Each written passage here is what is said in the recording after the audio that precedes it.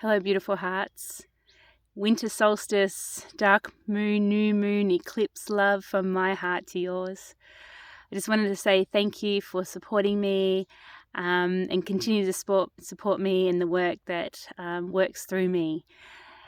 I wanted to talk to you on this descent in this deepest, darkest night, longest night of the year here in the Southern Hemisphere about the underworld and the dark goddess. So the dark goddess calls us to live our highest truth, to really connect back into who we really are, our soul's truth of, being this earthly body in this human format, but living our soul, so our soul in our, in the being on earth. And maybe that's what we're all here to do and why we experience what we need to experience to get to that point. So those who have been following myself and some of the women who are journeying with me as we journey the Inanna myth, as we've been walking through each gate. So there's 7 gates to this ancient myth. And at each gate, you surrender a part of yourself as you walk through. And as it's like walking through, and you surrender the parts of you that no longer serve you, that stop you from living the highest truth.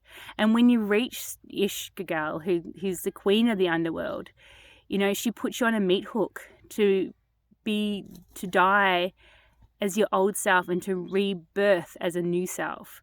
So this is a deeply cosmic space, the underworld journey, and it has a bad rap, in our mainstream culture.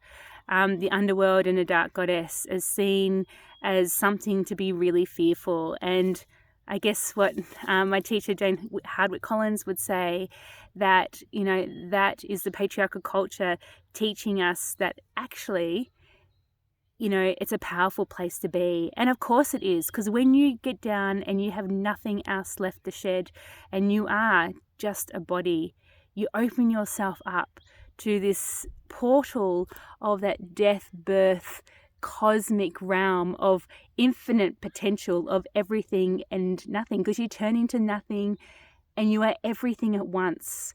And, Dr. Joe Dispenza talks about this, the 0 point space in quantum physics and the void where all full potential is. So that is why the patriarchal culture has taught us to fear the underworld, the true, deepest underworld point.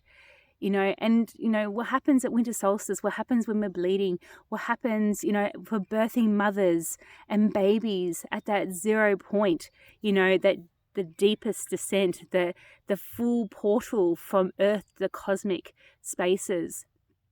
It's a death, rebirth, and you come in and then make it anew. So when you have nothing left, when you've shedded everything that you need to shed, that holds you back from connecting yourself from your highest truth, your highest spiritual truth, and release the heavy matter. So again, Dr. Joe Dispenza talks about, what keeps us here and disconnected from the cosmic spaces is matter. We come very heavy and bogged down.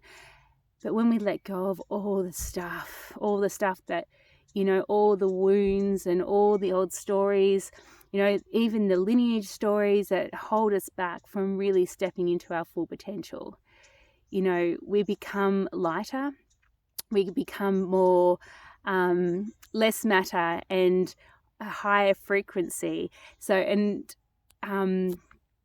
higher frequencies, in emotions are love, So the dark goddess is really, she is the ultimate goddess of love, like unlimited, unconditional love. She loves us so deeply that she is willing to cut off our head for us to live our highest truth.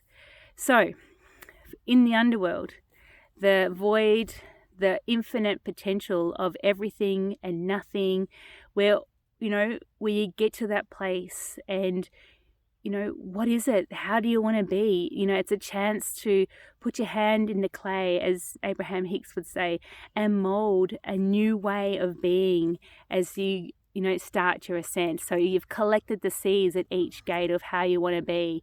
You've hold them and you incubate them in the underworld, and you speak to them. What is it that you want?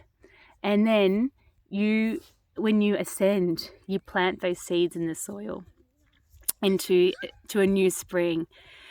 So the murmurings of the underworld, yeah. So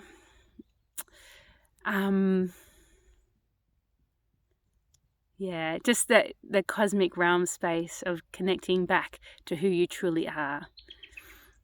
Kids know it, babies know it, the trees know it. They just love us. We don't, and they are who they are. They don't, mold themselves to be a certain way. They're just, their nature. They're the true spiritual beings, because they're closer connected back to their own, their fullest potential than we are adults, because we are so heavy down in matter. So if any of this is calling to you, we are starting a new round of Invoking Inanna, a journey through the underworld, starting in August. So if you're interested, just shoot me an email or respond to this post, and we welcome you into the circle. It's going to be a delicious, deeply magical journey that we're going to bring up here. From my heart to your heart, so much love. Thank you for listening.